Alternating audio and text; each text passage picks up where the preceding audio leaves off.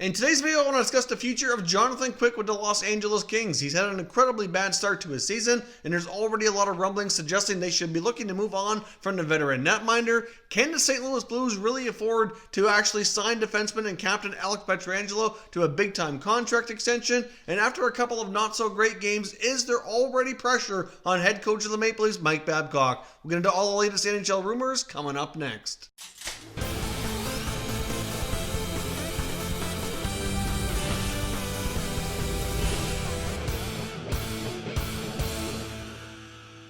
So welcome back to Top Shelf Hockey. As I mentioned, we have a lot of NHL news and rumors to discuss here today, and I want to get started with Kings goaltender Jonathan Quick. Now, as we know, he's got an incredibly good resume. He's had a great career in the NHL, but his play has certainly been declining in the last couple of years, and he's certainly battled through a lot of injuries, especially groin injuries, which certainly can take its toll on a goaltender over an extended period of time after a long career. And of course, Jonathan Quick has got off to a terrible start so far this year with the LA Kings. In two games, he's got a goals against average over 7, and he's also only carrying a .750 save percentage. So certainly not the start that he was looking for, not the start that the LA Kings were hoping for. And with having goaltenders like Campbell and Peterson in the mix and signed for the next few years, it certainly can't help but wonder if his time in LA may soon come to an end. However, it certainly would not be any easy task for the LA Kings to trade a struggling goaltender who's struggling with his performance on the ice, battled a lot of injuries, and at this point, because of his play,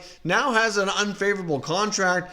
So it certainly would be a really, really tough move. He's under contract for 3 more years at just shy of $6 million, which, not that long ago, a couple of years ago, that was kind of looked upon as being a pretty fairly valuable contract for the LA Kings. But with the decline in his play, it is no longer in that situation. And many believe the only way they'd actually be able to move Jonathan Quick would be if there are really two things. One, they could actually swap him for another bad contract, like a bad player for bad player type of deal, like we saw this summer, for example, with James Neal and Milan Lucic. Obviously, that deal is working out well for the Oilers right now. So could we see a couple of bad contracts swapped? Certainly a possibility, but involving a goaltender already into the season is certainly not a real common thing and would be no easy task at all. Another possibility would have to be that the acquiring team would have to have a lot of confidence, especially with their goaltending coach, that they could kind of rehabilitate him back to his old ways, in his old form, and help him get back to playing the way he did when the LA Kings were working and winning Stanley Cups, which obviously was quite some time ago at this point. It certainly would be wise for the Kings from a couple of different perspectives to try to move on from Quick, in my opinion.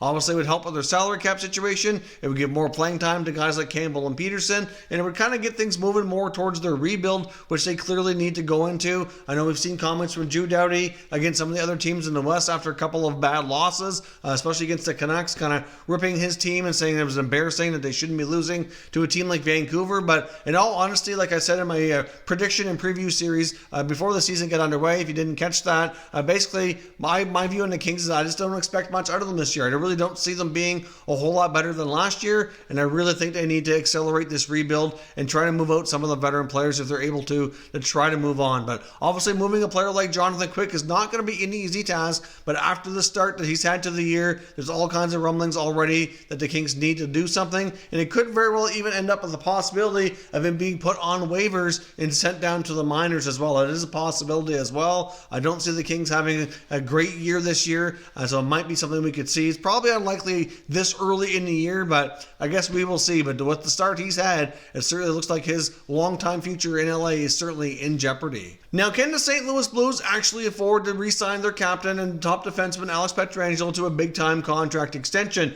Obviously, he's a very important member of their club. A captain who helped them win the Stanley Cup last year was a very important piece in that accomplishment, but obviously, they do have a lot of other contracts already committed for next year. They have 17 NHL contracts in place for next season at over $73.5 million, and they're also going to have a couple other key players as restricted free agents, including forward Sammy Blais, Robbie Fabry, and defenseman Vince Dunn, all of which are likely going to be re-signed and likely get at least a bit of a raise compared to what they're making right now.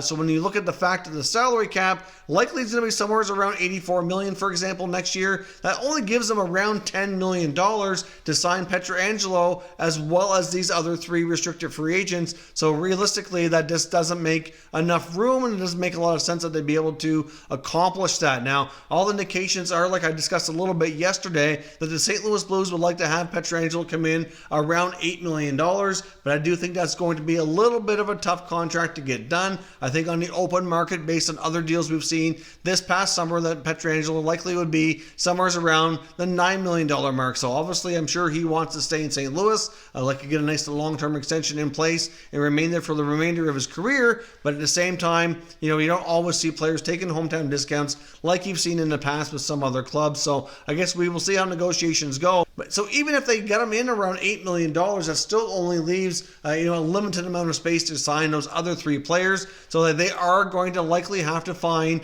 a way to get some salary cap relief. Now, how could they go about doing that? One way would certainly be to be moving some money out of the goaltending situation, especially if Jordan Binnington continues to play strong like he did last year. If he can put together another solid year, moving Jake Allen I think would be a lot more feasible either by the end of this year or into next offseason, which would certainly make a lot of sense and help them afford to retain their captain. Obviously, Jake Allen's making over $4 million, and if he ends up really just being a backup goaltender this year to Binnington, and Binnington can keep up the play like he did last year, then I really don't see the need to have that much money invested in their backup goaltender. He'd only have 1 year remaining on his contract at that point, so it likely would be a lot easier for him to be traded as well. So personally, I think the Blues can afford to retain Pietrangelo if they can get him between $8 to $9 million, but to do that, they're going to have to move out some other salary, and I think the most logical choice would be to move Jake Allen off the roster. Obviously, Jordan Binnington is going to be eligible for an extension as well in the not too distant future because he only signed a short-term contract this past offseason. And if he continues to play like he did last year, then obviously he's going to be getting a big raise, and they're going to have other things that they need to do with their cap situation to help retain him and make him a member of their core players for the foreseeable future. So it certainly seems realistically that they can do it, but not without making some other cap casualties. And I think Jake Allen is the most likely logical explanation on how they can go about doing that. Now, as we discussed heading into the NHL season, and still expected to see the Calgary Flames likely trying to make some cost-shedding moves, we likely could see a forward be traded out to give them a little bit more cap flexibility heading into the season. It's more than likely expected that the Flames are, likely going to have a solid year and still be a contender in their division, and they likely would like to make some additions near the NHL trade deadline. There's still some, question marks around certain parts of their team that they might want to make some additions to, and right now they don't have a whole lot of flexibility to really maybe make any types of moves. So it is rumored that most likely players to be moved out would be Michael Frolik, as we discussed before the season started, or even possibly forward Mark Jankowski. Jankowski might be a more attractive piece for many other teams, given his skill set instead of Frolik, although I think they would probably be open to trading both as well. And obviously we'll see how things go for the season for the Flames, but certainly do expect them to still likely be looking to move out forward just like we did in the offseason, since that hasn't happened as of yet. Now, of course, with the Toronto Maple Leafs, is there already pressure on Mike Babcock? I know that the season is still really early, and obviously in a market like Toronto, there's a lot of reaction to all of their games, whether it's good or bad or whatever, however things go. And obviously there's still a lot of talk right now that there could be pressure on Babcock to deliver a winning team this year and to make a lot of progress over the past few years. And if not, even though he's signed to a longer term, big money contract as the head coach of the Leafs, that he very well might be under the gun and could possibly be let go if things don't go as planned or as well as they'd hoped to for the coming season. Now, obviously, Kyle Dubas is the GM of the team. He is responsible for structuring the roster, but as the head coach, Mike Babcock is expected to deliver a winning team and make work what he's given to work with here. Now, the one big question mark that we've seen, especially in the game against the Lightning the other night, was the fact that overall, like I said in the previews, I really don't see the Maple Leafs defense being a whole lot better defensively. With the moves that they made during this last offseason, their blue line does look substantially different than it has over the last couple of years, and I do like some of the guys they've brought in, like, for example, Tyson Barrie is a great puck-moving defenseman. He's never really been known to be a strong defender. He certainly, I think, a couple games so far this year has looked a little bit weaker than usual, had a couple of bad games. Morgan Rielly hasn't been the best defensively, but they're great puck movers. They can certainly provide that offensive spark, join the rush, but they certainly need to make some more adjustments here overall with that blue line. I think they'll really be a serious cup contender, at least in my opinion. If you look on that right side, especially Cody Ceci, I don't think has played especially great with Morgan Rielly. Not really sure he's the answer. I don't think he's capable of playing top pair minutes. You have Tyson Barrie who can play first or second pair. Of course, you get Rasmus Sandin. The youngsters look pretty decent so far, but you really can't put him in too much of a big pressure opportunity as well. You don't want to overplay him. you want to keep him somewhat sheltered as well if you can as well. So overall, that right side of the defense certainly has been a little bit of a problem for the Leafs.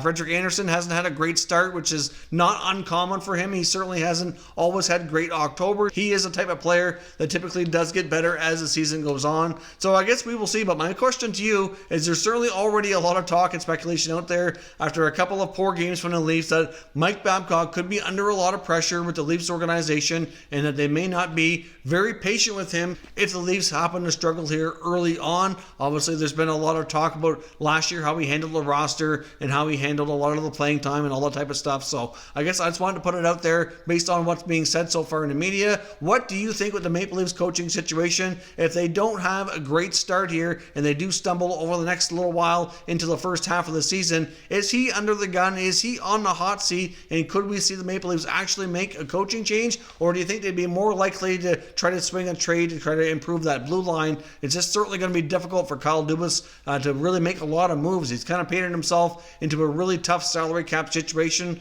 with all those big contracts, with all those strong young forwards, and it's just made it really difficult to really improve other areas of the team. There's been some talk about backup goaltending maybe being an area they'd like to upgrade. Like I said, obviously from a defensive standpoint, their blue liners haven't had a terrific start that way. So could we see some changes to the roster? Could we see a change in coaching, or will they be patient, let it ride out, and be confident that this roster can deliver a winning product and be very successful this year and contend for the Stanley Cup? I'd love to know what your thoughts are down in the comment section. So let us know your latest updates here for today. Of course, like I said, I always want to know your thoughts and opinions and everything discussed in the comment section so we can continue the conversation. If you're new to the channel, consider subscribing and turning on your notifications so you don't miss any future videos, and give this video a thumbs up if you enjoyed it as well. I'd appreciate it if you did. As always, thank you for watching, and I will catch you next time.